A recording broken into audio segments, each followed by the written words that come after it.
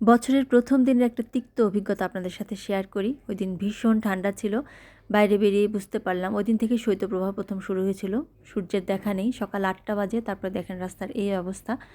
সকাল ৮টায় বেরিয়েছিলাম আর বাসায় পৌঁছেছিলাম সন্ধ্যা ৬টায়। সারাক্ষণ আমি পথেই বসেছিলাম। গাড়ি থেকেও বের হতে পারিনি। এবার আসল কথায় আসি, আমি গাড়ির ফিটনেস নবায়নের জন্য গিয়েছিলাম বিআরটিএতে। আমার ৩১ তারিখ লাস্ট ডেট ছিল, কিন্তু আগে থেকে আবেদন করে রাখিনি, সেই জন্য একদিন পিছিয়ে আমার ডেট পড়েছে জানুয়ারির ১ তারিখ। সারা দিনটা আমার একদম নষ্ট গেছে। তো আমি বেরিয়েই দেখলাম যে রাস্তায় প্রচুর গাড়ির সিরিয়াল, মানে এরা হয়তো সকাল ৬টার সময় এসে লাইন দিয়েছে। আমি যেহেতু ৮টায় বের হয়েছি, আমি অনেক পিছিয়ে গেছি। বিআরটিএ ভবনের সামনে থেকে গাড়ির সিরিয়াল শুরু হয়েছে, এই যে আমার ডান পাশে দেখতে পাচ্ছেন।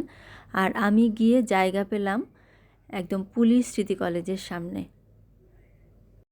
সকালে বাসা থেকে না খেয়ে বের হয়ে পড়েছিলাম, পরে ড্রাইভারকে দিয়ে সিঙ্গারা আনলাম, তার থেকে একটা খেয়ে নিচ্ছি। এত বড় লম্বা সিরিয়াল দেখে বুঝতে পেরেছি যে আমার বাসায় যেতে যেতে হয়তো সন্ধ্যা হতে পারে। এখানেও দালাল আছে, দালালরা কি বলে শুনুন। কত টাকা নেন?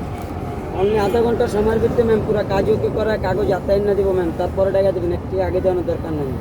১৫০০ টাকা দেবেন ম্যাম। আচ্ছা দেখি, যদি না পারি জানাবো। এখন তো ম্যাম আপনার বহু সিরিয়াল আছে ম্যাম, আপনার গাড়ির সামনে গাড়ি আছে না হলো ৩০০ ম্যাম, আপনি এখানে বসে থাকা লাগবে না, এবং বিআরটি ভাবে আগে নিয়ে কাজটা করা দিব। অনলি আধা ঘন্টা সময়ের ভিতরে পুরো কাগজ হাতে দিব ম্যাম, তারপরে খরচ দেবেন, এক থেকে আগে দেওয়ানোর দরকার নেই। আচ্ছা যদি দেখি আগে তো না পারি তাহলে কল করবো। আসসালামু আলাইকুম। আচ্ছা, ওয়ালাইকুম আসসালাম। বুঝতেই পারলেন কথা শুনে, ১৫০০-২০০০ টাকা দিলে আমার সিরিয়াল লাগবে না, তারা আধা ঘন্টার মধ্যে কাজ করে দিবে। এভাবে অনেক গাড়ির ড্রাইভাররা নেমে বা মালিকরা নেমে টাকা দিয়ে লাইন করে নিয়েছিল। আমি ঠিক করলাম যে যত দেরি হোক না কেন আজকে আমি নিজেই কাজ করে যাব, কোনো দালালের কাছে টাকা পয়সা দিব না। এভাবে বসে থাকতে থাকতে কখনো কখনো ঝিমুনিও এসে যাচ্ছিল। আগের দিন রাত্রে ভালো ঘুম হয়নি। এরপর বাদাম এলো, বাদামওয়ালা থেকে বাদাম নিচ্ছি। এভাবে আসলে একা একা বসে কতক্ষণ সময় কাটানো যায়। এই টাইমটা হয়তো সকাল ১১টা। এই টাইমে আমি একটু বাদাম নিচ্ছি। আর গাড়ি তো এগোয়ই না, ১ ঘন্টা পর পর একটু করে এগোয়।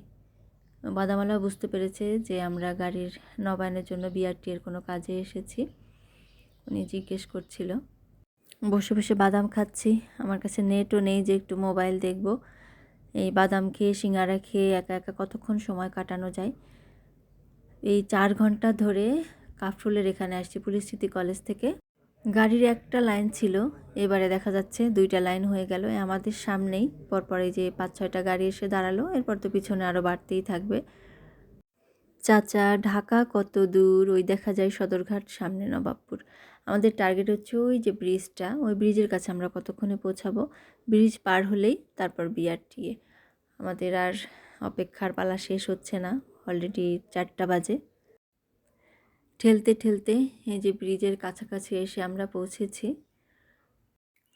পার হলাম ব্রিজটা, সামনেই বিআরটিএর অফিস দেখা যাচ্ছে। ওই যে দূরে গাড়িটা ঢুকছে, ওটাই বিআরটির অফিস, ওইখানে আমাদের গন্তব্য। এখানেও অনেক সময় প্রায় বসে থাকতে হয়েছিল, আধা ঘন্টা। অলরেডি ৪:৩০ বেজে গেছে, আমরা তারপরে ঢুকতে পারিনি এখন পর্যন্ত। অবশেষে আমাদের সিরিয়াল এলো, তারপরেও অনেক ঝামেলা, কোনো অফিসার নেই, কি সাইন করবে, কি দেখবে কাগজপত্র, তারপরে আবার লাইন দিতে হবে। এখানে দাঁড়িয়ে রাখলো প্রায় ১৫ মিনিট, কাজ হয়েও যেন হচ্ছে না। কত ঝামেলা, দিকে ক্ষুধাও লেগে গেছে, আমি গাড়ি থেকে নামতেও পারি না, বাথরুম টয়লেটে যেতে পারলাম না, সারাদিনে কিছু খেতে পারলাম। এরপরে আবার বললো একদিনের জরিমানা হয়েছে, সেই জরিমানাটা দিতে আমাকে যেতে হবে ব্যাংকে অথবা অনলাইনে। আমি ব্যাংকে না গিয়ে অনলাইনেই গেলাম, ওখান থেকে দিয়ে টিয়ে এসে আবার এই যে গাড়ির সিরিয়ালে দাঁড়াতে হলো।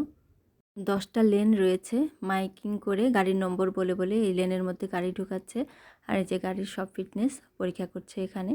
অবশেষে আমাদের গাড়িও ঢুকলো লেনে।